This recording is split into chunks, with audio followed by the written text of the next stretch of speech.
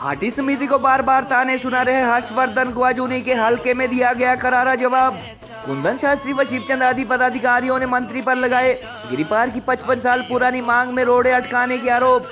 दलित समुदाय से संबंध रखने वाले शिवचंद ने की अगले विधानसभा चुनाव में हर्षवर्धन के हारने की भविष्यवाणी। शिलाई हाटी खोमड़ी में हाटी समिति अध्यक्ष डॉक्टर अम्मी चंद का न पहुंचना भी रहा चर्चा में। जनजातीय मंत्री से क्लेरिफिकेशन दिलवाने के हर्षवर्धन के दावे पर समिति महासचिव बोले 5 माह तक क्यों लटकाए गिरिपार वासियों के एसटी सर्टिफिकेट। पिछले साल 5 जनवरी को नाहन व 16 को शिलाई में हुई महाखोमड़ी में लगे थे उद्योग मंत्री के खिलाफ नारे। मंत्री बनने के बाद कई बार हाटी समिति को भाजपा की बी टीम बताते हुए हर्षवर्धन 2027 के चुनाव के लिए भी दे चुके हैं एड़ी चोटी का जोर लगाने की चुनौती। 55 साल पुरानी अनुसूचित जनजाति दर्जे की मांग पूरी होने पर पिछले विधानसभा चुनाव में हाटी समिति ने दिया था भाजपा को समर्थन। समिति के भाजपा को समर्थन के बावजूद गिरिपार की 154 में से 100 से ज्यादा पंचायतों वाले शिलाई व रेणुका हलके में कांग्रेस की जीत के लिए भी बार बार तंज कस रहे हैं उद्योग मंत्री। मंत्री जी, हम पिट्ठू नहीं हैं, हम उन लोगों के समर्थक हैं जिन लोगों ने इस काम को सिरे चढ़ाया है, चाहे वो बीजेपी के हों या कांग्रेस के हों। मैं अभी आपको गिनाऊंगा डेट वाइज। आखिर हम ऐसे परिस्थिति जब भी हम मजदार में हम उलझते थे तो हमें बलदेव तोमर और जयराम ठाकुर जी याद आते थे, और उनका नाम भी ना ले। जिन्होंने इसको सिरे चढ़ाया है उनका नाम मन से भी ना ले, 1000 बार लेंगे नाम, उनका गुणगान भी करेंगे, उनका नाम भी लेंगे और लोगों को भी कहेंगे कि इस एहसान को अपने जीते जी जरूर चुकाएं। जयराम ठाकुर जी के लिए तो हमारा कुछ नहीं लगना है, लेकिन कम से कम जो अपने इलाके के लोग हैं उनके लिए आपके मुंह से भी ये शब्द निकलने चाहिए। क्योंकि एक बात वो और बोलते हैं कि नहीं ये तो राजनीतिक मुद्दा तो है ही नहीं, ये तो सामाजिक मुद्दा है। नहीं मंत्री जी, ये राजनीतिक मुद्दा भी था और सामाजिक मुद्दा भी था। 1980 में जब ट्राइबल कमीशन ने हमारे लिए पक्ष में रिपोर्ट दी, ठाकुर सेन नेगी जी ने, वो किन्नौर के थे, तो सबसे बड़ी बाधा तो हमारी उस वक्त दूर हो गई थी। हम तो उसी समय जनजाति में आ जाने चाहिए थे जब ट्राइबल कमीशन की रिपोर्ट हमारे पक्ष में है। लेकिन उसके बाद क्या हुआ कि हमारे पास राजनीतिक नेतृत्व ऐसा नहीं रहा जिसने इस काम को आगे बढ़ाया। मंत्री जी, जब अगर आप इतने जादूगर हैं तो 5 महीने तक क्यों इंतजार करते रहे? 4 अगस्त को जब नोटिफिकेशन हुई थी और 22 अगस्त को चिट्ठी भी आ गई थी, 23 अगस्त को आपने क्लेरिफिकेशन के लिए दिया, तो आप हफ्ता 10 दिन के बाद चले जाते। तो ये जो भ्रमित करने वाली बातें हैं, इससे हमें अपने समाज को बचाना बहुत जरूरी है। और ये बांटने की कोशिश करेंगे, बीजेपी की हाटी, कांग्रेस की हाटी, कल को कोई तीसरी हाटी खड़ी कर सकते हैं, लेकिन इन चीजों से हमें बचना पड़ेगा। ये खेल इसलिए है ताकि हम आपस में ही जुटे रहें और नेताजी सेफ रहे अपने। पूरा गरम है तो विरोध क्यों नहीं कर? खेल का आधा जितना झूठ बोल रहा है, जो इतना झूठ बोल रहा है ना, गहरा उसको जहाँ भी है वहाँ दिखाओ, उसको काले झंडे दिखाओ, क्यों भाई इतना झूठ बोल रहे हैं। जैसा अभी कहा है डंगे तो शिवचंद ने भी बहुत लगाए, मेरे जितने डंगे शायद ये लगाए नहीं जितने मैंने डंगे ठोके। अरे डंगे का विकास नहीं है, ये बहुत बड़ा विकास था। और अगर मैं चाहता हूं, मैं बोलना नहीं चाहता, मरे हुए आदमी पर नहीं बोलना चाहिए। अगर चाहते थे तो गुमान सिंह जी भी कर सकते थे इस चीज को। मेरे अपने समाज है तो वोट तो देने की है, तब तो पढ़े लिखे हुए थे, तब तो ना जवाब देने थे। ये थोड़े देखिए ना तो है ना, अनपढ़ थो ताकि वोट तो पड़े हम जरूर। लेकिन अभी कितने बड़े गुमराह करके और पूरे वोट ठुकाए अब बड़े आराम से सोचिए जय भीम लाओ, भीम जिंदाबाद। हम तो जय भीम की हम तो कदर करते हैं कि हमारा को तो आरक्षण मिल रहा, खुश वो का बोलो। जिनको हम सुनाना चाहते हैं वो तो यहाँ सुनने के लिए है ही नहीं। मकसद तो हमारा ये था। तो मेरा सबसे पहला प्रयास ये रहता है, ये करना चाहता हूँ कि उन लोगों को एक बार सामने लेके आओ, दूध का दूध पानी का पानी हो जाएगा। हर एक पैसे का हिसाब आपके रखा जाएगा, ये मैं आपको बड़ा आश्वस्त करता हूँ। और मैं आपको एक बात बता दूं, जब वो 5 लाख देने थे ना, उसमें से 2 लाख देने के लिए, तो उसमें से भी हमने क्या किया कि 1 लाख तो डॉक्टर अमितचंद जी ने दिया, अध्यक्ष ने 50,000 मैंने और 50,000 रणसिंह चौहान ने, 2 लाख रुपए हमने तब उसको एडवांस दिया। वकील भी नहीं कोई खड़ा होता भाई। दिसंबर 24 तक 5,07,348 रुपए हमारे पास बैंक में जमा है। और उसमें से भी ये जो 12,43,000 है, उसमें से 7,8 लाख से ऊपर जो है खर्चा हमारा वकीलों की फीसें हैं।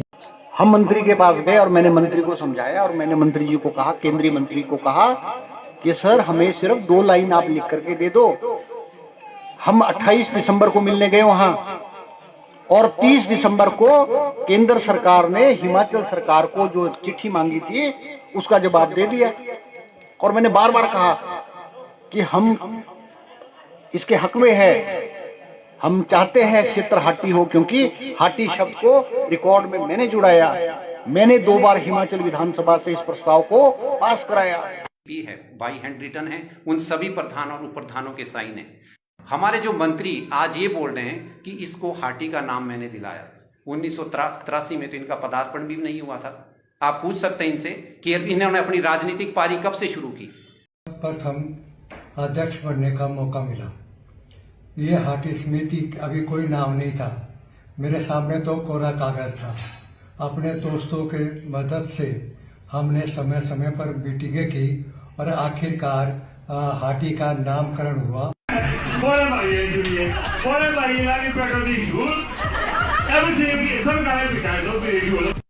मैं भारतीय जनता पार्टी और हाटी समिति से डरने वाला नहीं है।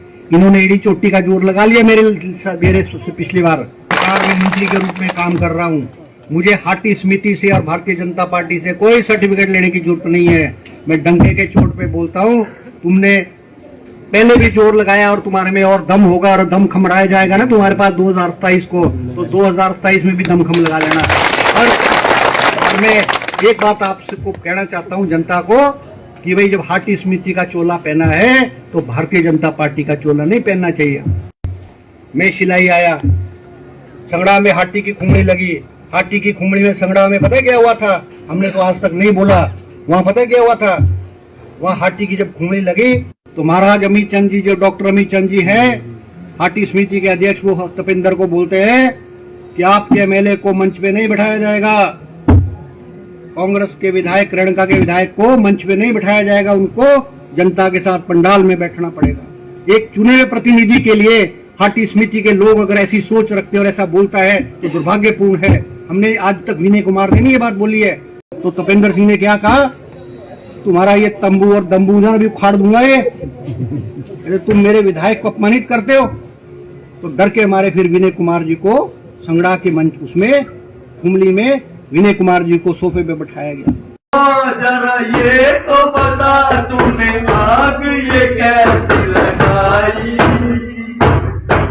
वफा नाराज़ी तुझे और जाई। किसने बोला? बीजेपी के कहने से क्या होना? आप दिखाइए, हमें नोटिफिकेशन दिखाइए, कहाँ क्या स्वीकार हुआ है, हमें नोटिफाई करके दिखाइए। लोगों के सर्टिफिकेट दिखा के, एक आदमी के सर्टिफिकेट बना के दिखा दो, मान जाएंगे। कि सिर्फ जुबानी है, सिर्फ झूठ बोलते हैं। राजनाथ सिंह जी आए थे, उन्होंने भी बोला झूठ। ऊपर जोएल ओराम आए थे ट्रैवल में से, उन्होंने भी बोला झूठ। ऐसे अमित शाह जी भी आ गए, इन्होंने भी बोल दिया झूठ। क्या आ जाता है, सिर्फ वोट लेने उसके बाद भाग जाना, काम तो करना नहीं है।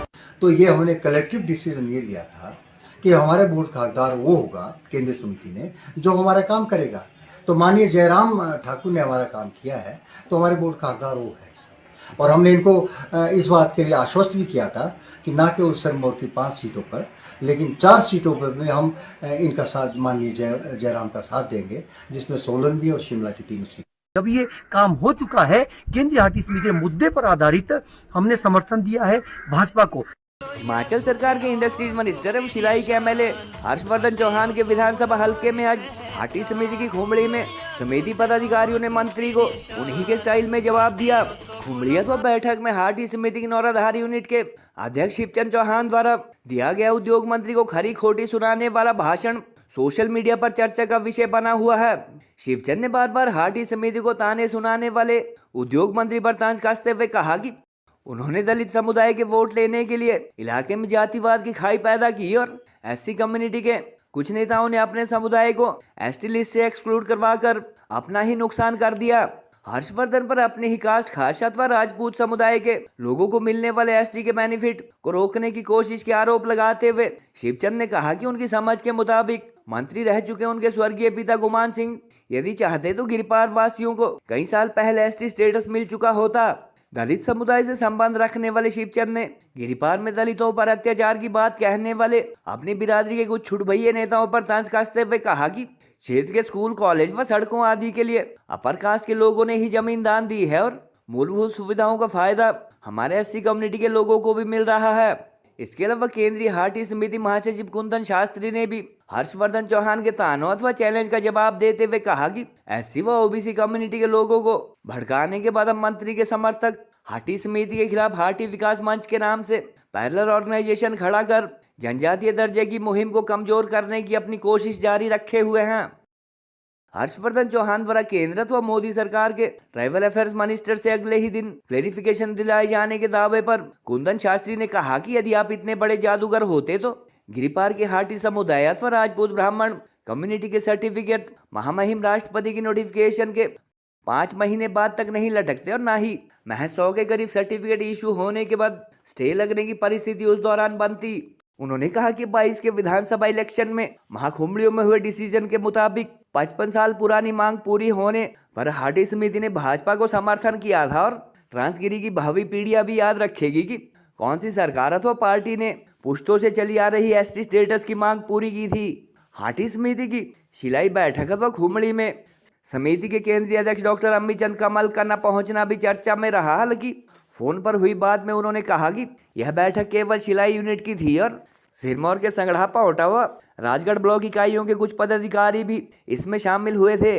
गौरतलब है कि मंत्री बनने के बाद शिलाई के विधायक हर्षवर्धन चौहान एक तरफ जहां हाटी समिति को भाजपा की बी टीम बताकर 2027 के विधानसभा चुनाव के लिए उनके खिलाफ एड़ी चोटी का जोर लगाने की चुनौती दे चुके हैं, वहीं हर दूसरे तीसरे महीने सर्टिफिकेट इशू न होने से परेशान समिति की दुखती रग पर हाथ रखते हुए कोई न कोई ताना भी सुना देते हैं।